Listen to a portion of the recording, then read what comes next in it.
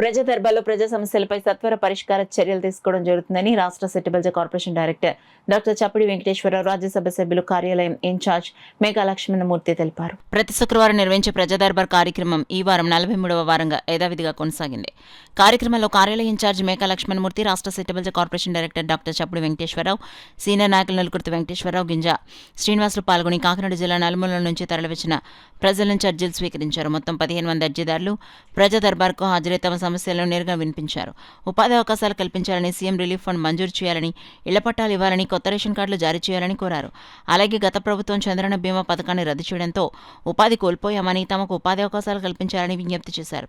ఈ సందర్భంగా డాక్టర్ చప్పిడి వెంకటేశ్వరరావు, నులుకుర్తి వెంకటేశ్వరరావు మాట్లాడుతూ ప్రజా దర్బార్లో స్వీకరించిన అర్జీలను పరిష్కరించేందుకు ప్రత్యేక బృందాన్ని ఏర్పాటు చేసినట్లు తెలిపారు. వచ్చిన ప్రతి అర్జీని సంబంధిత అధికారుల దృష్టికి తీసుకెళ్లి సకాలంలో పరిష్కారమయ్యేలా చర్యలు తీసుకుంటామని స్పష్టం చేశారు. కార్యక్రమంలో నాయకులు గింజ శ్రీనివాసరావు, జున్నూరు బాబ్జీ, సిరియాల కొండబాబు, దుర్గాప్రసాద్, ఉదయ్, సురేష్ తదితరులు పాల్గొన్నారు. అనారోగ్యంతో అనారోగ్యం ఉన్న వాళ్ళకి కూడా చూడడం జరుగుతుంది. ఇంకా ముఖ్యంగా ఏంటంటే కాకినాడ రూరల్లో చాలామంది హౌస్ సైట్స్ గురించి అడుగుతున్నారు.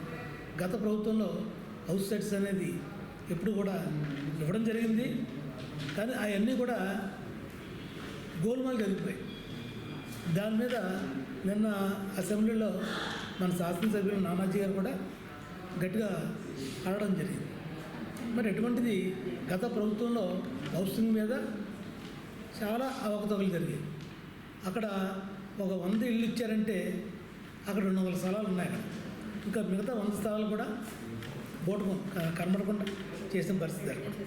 మరి ఎటువంటి పరిస్థితిలో ఈవేళ సామాజిక జరిగింది. ఇళ్ల స్థలాల గురించి, ఇల్లు గురించి కూడా అడగడం జరుగుతుంది.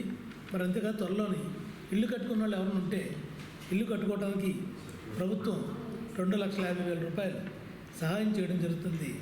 దాన్ని కూడా ఉపయోగించుకోవాలని లబ్ధిదారులందరినీ కూడా కోరుతున్నాం. మరి అంతేకాదు ఈ ప్రజా దర్బార్ కార్యక్రమంలో వచ్చినందుకు వారి సమస్యలని మా దృష్టి తీసుకొచ్చినందుకు వారందరూ కూడా ప్రత్యేకమైన ధన్యవాదాలు. పరిష్కారం కోసం వచ్చిన ప్రతి పరిష్కారం అంటే ప్రతి ఒక్కరికి కూడా ఏదో ఒక మంచి మార్గం చూపించి అయితే పంపించడం జరుగుతుంది. ఎందుకంటే చాలామంది ఆరోగ్యరీత్యా బాగోని వాళ్ళు వస్తున్నారు. అలాగే ఇక్కడ సీఎం రిలీఫ్ ఫండ్ కోసం వచ్చే వాళ్ళు కూడా ఎక్కువగానే ఉంటున్నారు.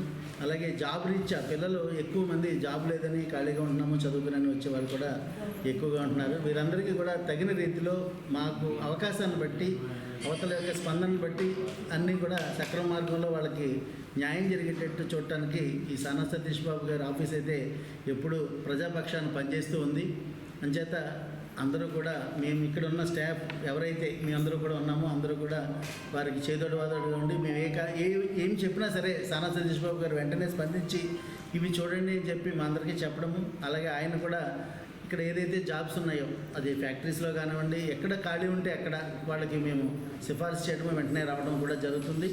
అంచేత ఈ ప్రజా దర్బార్ అనేది ప్రజా దర్బార్ కాకుండా ప్రజల సమస్య పరిష్కార వేదికగా ముందుకు వెళుతున్నందుకు ముఖ్యంగా సానా సతీష్ బాబు గారికి అందరికీ కూడా మేము మా స్టాఫ్ ఇక్కడ ఉన్న అందరి తరపున కూడా ఆయనకి ధన్యవాదాలు తెలియజేస్తాం. అంటే మనం ఇంకా ఎంతైనా కానీ ఏదో ఒకటి మిగిలిపోతూ ఉంటుంది, అది అందరికీ తెలిసిందే. ఇప్పుడు ఇళ్ల స్థలాలు, పెన్షన్లు చూడండి ఎప్పుడు కూడా ఒక్కరోజు ముందు ఇవ్వడం జరుగుతుంది. రేపు 28వ తారీఖు రేపు పెన్షన్లు ఇస్తున్నాం.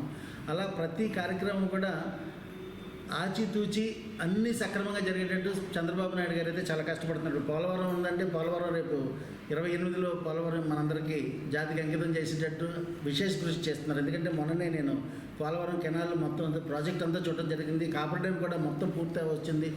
మ్యాక్సిమం ఒక 15% ఆఫ్ వర్క్ మిగిలి ఉంది, అంతకంటే ఏం లేదు. అయితే ఈ పెన్షన్లు, ఇళ్ల స్థలాలు, మనకి కొత్త వారికి పెన్షన్లు, ఇళ్ల స్థలాలు అనేవి కూడా ప్రభుత్వ పరిశీలన ఉన్నాయి. అవి కూడా ఉగాది తర్వాత అవన్నీ వస్తాయని చెప్పి ఈ సందర్భంగా ఆశిస్తున్నాం.